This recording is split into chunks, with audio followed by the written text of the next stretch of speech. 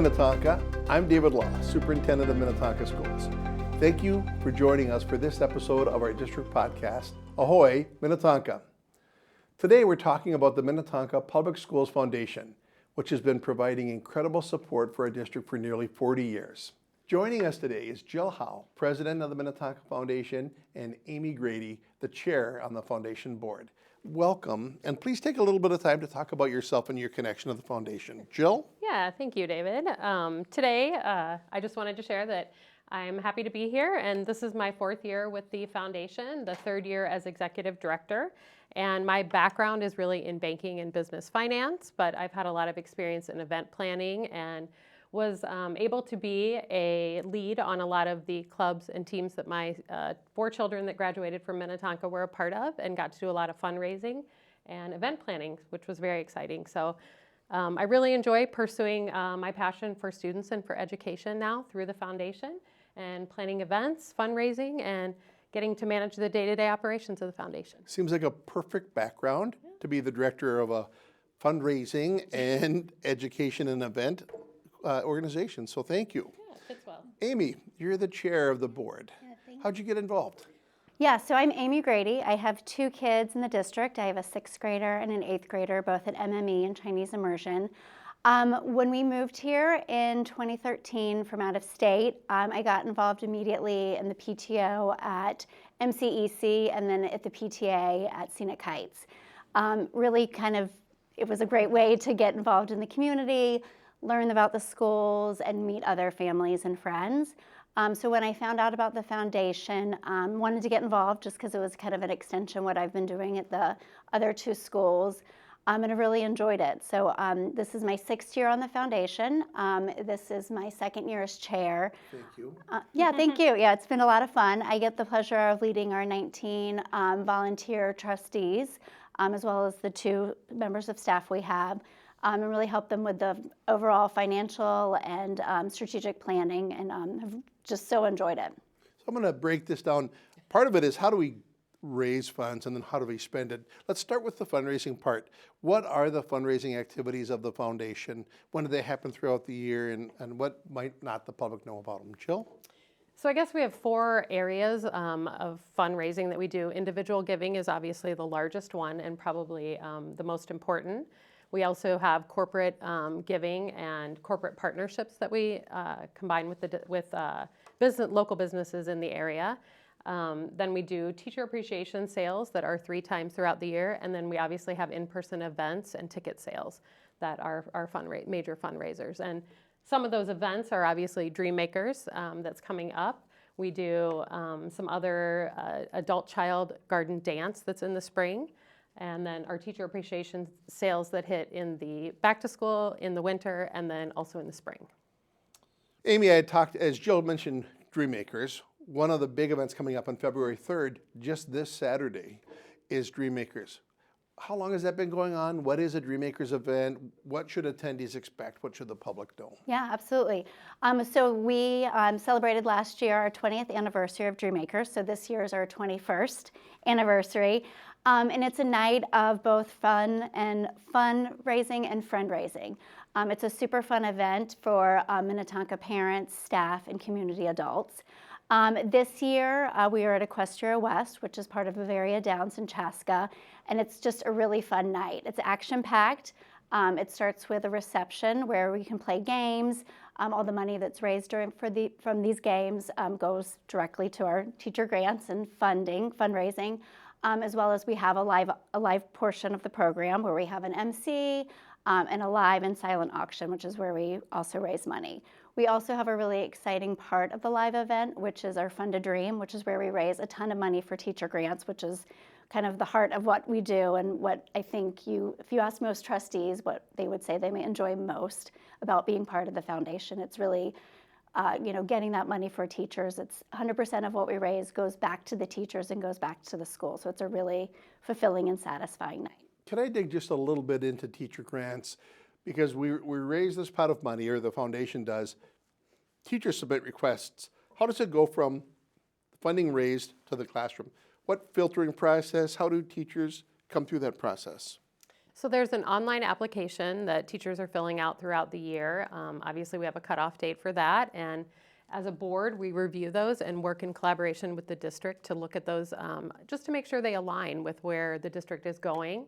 And then we have a long, fun meeting where we get to review each one of those. We even have some student input that we brought in last year that talks about how some of those grants might change the way they learn and how that helps their education. And we go through each one of those grants, fill as many as we can with the dollars that we've raised throughout the year. And then those are then approved by the school board just to make sure they're in alignment. And then those grants are funded. And the best part about it is seeing how those grants are implemented and hearing about the wonderful stories that the students have about how it changed their trajectory or made a difference in their learning. So one of the bigger investments you've made is a makerspace. And the public might not know what is a makerspace and why did the foundation get connected to that? Yeah, absolutely.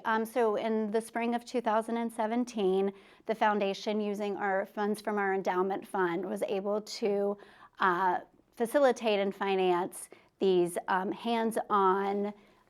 Basically, it's a trolley that's filled with things that are truly hands-on to help students with learning. And it's from everything to help them with engineering or problem solving, and really focuses on collaboration between students and on-hand learning, truly. So that was kind of how it started. We had it in K through 8 for students, and we facilitated that, and then we were able to pass it along to the district to maintain. That's amazing. Now, recently the school board approved for our Vantage and Momentum building that's going to be opening up here in the next few weeks, a foundation forum. Do you want to talk, Jill, a little bit? What is a foundation forum and what's the role the foundation played in that space? Yeah, we're super excited about this newest endowment project that we're embarking upon, and it is that foundation forum in that new building. It's a 140 person forum room with movable space, so it can be set up for various meetings or gatherings. It's got state-of-the-art equipment in terms of audio visual, a huge high-definition screen that can even has a great lighting package that can do amazing things for presenting, and we're really excited about the technology in there. It's going to be a great space for students to gather, not only for Vantage, but across the district, as well as open it to the community for collaboration with other groups and with the district itself. Having seen that go from the idea to implementation, I thank you. That's going to benefit our community for decades. I mean, it's just a great space. Thank you for that. So I'm going to come back to Dream Makers. You talked about a live auction and a silent auction. What is the difference between a live auction and a silent auction? What might people see available in those? Yeah, so exciting.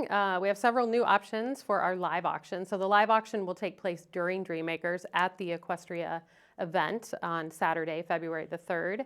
And if you're present there, you can bid on those live auction items. We have about 5 brand new ones this year that we haven't seen before. So come ready and excitement. And if you check out our social media, there are postings for those rolling right now, so you can see what they are. And then the silent auction, a little bit different, that is open to everyone. So it's a virtual online auction. It'll open on the 31st at 7:45 in the morning, and it will close on February 3rd during Dream Makers at 7:45 p.m., keeping that nice and consistent so people remember that. But we have over 200 plus items in that auction this year, and about 50% of them are new items. So lots of new opportunities for people to experience restaurants or do have new outings with their families. We have a Great Wolf Lodge package in there. We have a lot of custom cornhole boards and Minnetonka paddles, just some unique stuff that you wouldn't see everywhere.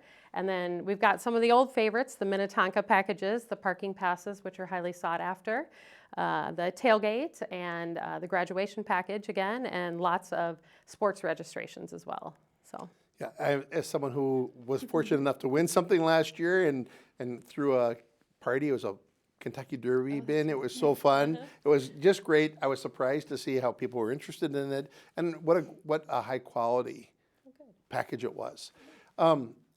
Just for the members of the community who might be more interested, Amy, can you talk about who's on the board? What's the consistency of that, and like why do those people get involved? Yeah, absolutely. So our foundation board is made up of 19 volunteer trustees.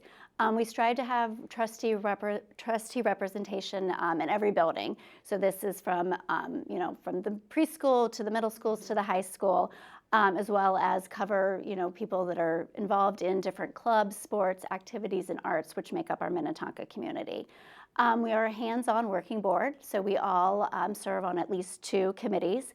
And really do everything from, strategic planning, as I mentioned, financial planning, putting on events, being out in the community and building those relationships within the community as well as schools. We are constantly looking for new trustees to join us, as we have a minimum of 3 years to serve as a trustee with a maximum of 9. The one other thing that we do also have on our board, which I think is somewhat unique to us, is we do have 2 full-time staff members. So we have Jill Howe, who's our executive director, and then Mercedes Scott, that's our associate director. And they really are definitely the glue of our organization and keep us on track and are just invaluable members. But we're, as I mentioned, always looking for new trustees, community members, parents, in the district, and can reach out to me for more information or find out more information on our website. Awesome, thank you. Jill, Amy referenced something that might be confusing. What's the difference between the foundation and a PTO or PTA? Yeah, sure. So the foundation's scope is a little bit different, and our impact to students is a little bit different than a PTO or a PTA.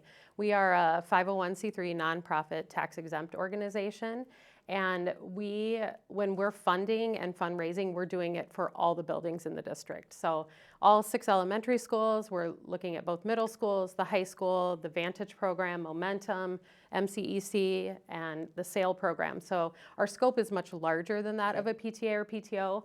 And in terms of our impact, we are really trying to impact that student for the entire life of their time here at Minnetonka. So programs that we put into play at young ages, we want to make sure we're following them through every stage of their education here at Minnetonka. But you generally, you have connections and support with PTOs and PTAs too. Oh, definitely. Yeah, we rely on them, and we like to complement each other. And just like Amy said, she was a PTA president while she was still on the foundation. So definitely working together and bringing those boards and finding volunteers, finding people who are interested and have the same passion for education. So I know Dream Makers is coming up, but the need for volunteers probably is throughout the year. What are some other volunteer opportunities besides Dream Makers that people could help the foundation with? Yeah, so obviously Dream Makers, we're still looking for some volunteers to help with games and auction checkout and a few other things at that event. And the great thing about Dream Makers, we have very limited tickets available at this point, but if you're volunteering, that gets you admission into the event, and you can participate in any of the activities going on there, and you can hear the band Jacuzzi Puma that's playing. So it's a great way to do that. But throughout the year as well, our Magical Garden Dance that's coming up in April, we'll definitely have some volunteer opportunities available for that, and then any other events that we have coming up in the fall too. More information will be on our website as that becomes available. As well as people, we encourage everyone to participate in our events and activities. We are very active on social media with the things that we're doing. So whether it's a social event like the Magical Garden Dance that Jill mentioned, or even just purchasing teacher gifts, that's ways that you can also volunteer and help us as well. Is there anything that I missed that you wanted to make sure you covered for the people watching today or listening? No, I think, thank you so much for having us and letting us talk about the things that we get to do. We're obviously very passionate about it and are, grateful for everything that we get to do for our school and community. And, thank you and the district and school board for being such great partners and participating and helping us achieve the things we're trying to do. Well, I've been fortunate to work with the foundations in a couple districts, and I'm certainly impressed with when I went to the event last year, sometimes foundations are begging people to attend events. So the fact that this one, almost sold out the capacity early, and it isn't, it's people who genuinely want to get together and have fun and work for our kids. So I've been impressed with the organization and the participation from our business community. our students are so fortunate and our staff are so fortunate to have you working with us. And Jill, I apologize, I interrupted. What were you gonna No, say? I was just going to say, we, like, excuse me, like Amy said, we are very thankful for those corporate partners that we have too. We wouldn't be able to do the things that we're able to without their support and their connections too. They're constantly telling other partners and individuals about the work that's being done to further education for Minnetonka students, and we're grateful for their response as well. So. I have to tell you, as I'm out in the community seeking business, whether it be car repair or a place to choose to take my family for dinner, I lean on those foundation partners first because I know how valuable they are to our organization.